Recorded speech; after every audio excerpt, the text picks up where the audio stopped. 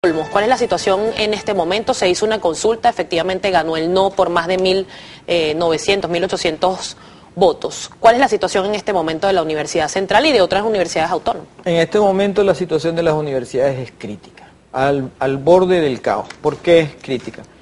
Porque nosotros acabamos de recibir la aprobación de una convención colectiva bajo unos criterios que son inaceptables para el propio gremio. ¿Por qué son inaceptables? Porque allí se violaron la Constitución y se violaron leyes fundamentales de este país, como es la ley de universidades.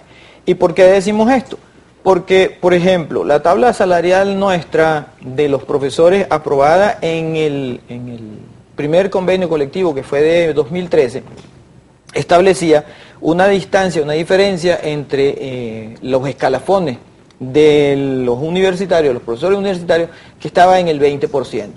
Esta segunda convención rebajó esa interescala al 13%. Es decir, eso es no solamente una forma de rebajarnos el sueldo, sino que además, en realidad, y todo el mundo en Venezuela sabe que cuando uno le disminuye el salario a una persona, le está haciendo un despido indirecto.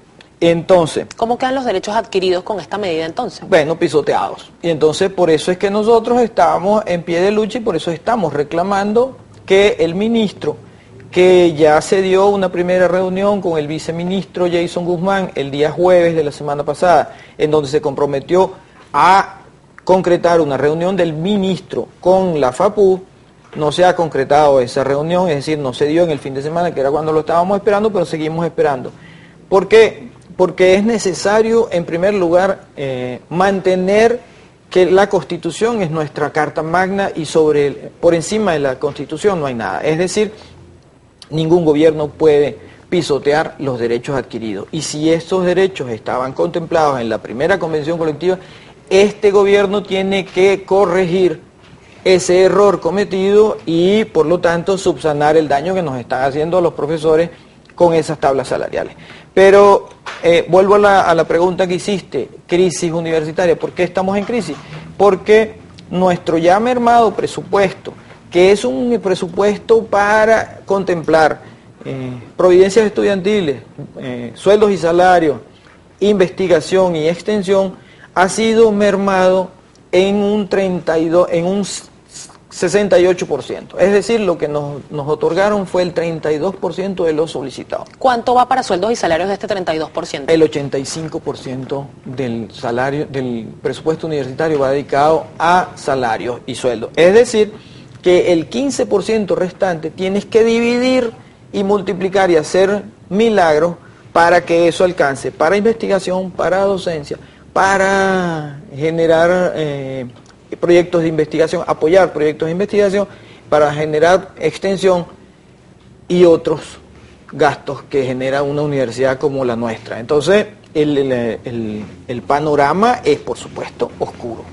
Esto se dice, en la Constitución se asegura en el artículo 91 precisamente, que el sueldo del profesorado debe ser calculado acorde con el costo de la canasta básica familiar, porque esto no se cumple. Bueno, entre otras cosas... ¿Es intencional por parte del Ejecutivo o es que realmente no hay recursos para la universidad? Sí hay recursos, puesto que, por ejemplo, los estudiantes tienen adelantado una campaña que a mí me parece muy interesante y contundente. La semana pasada sacaron un mensaje que decía, con lo que cuesta un Sukhoi, que el gobierno quiere comprar 12, le garantiza el presupuesto a todas las universidades. Y allí uno coloca cuál es la prioridad de este gobierno. Es evidente.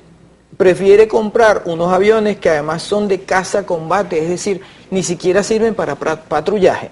¿En qué está pensando el gobierno cuando quiere gastarse 12 Sukhoi, que cada uno cuesta 50 millones de dólares, y tiene las universidades al borde del colapso? No le importan las universidades.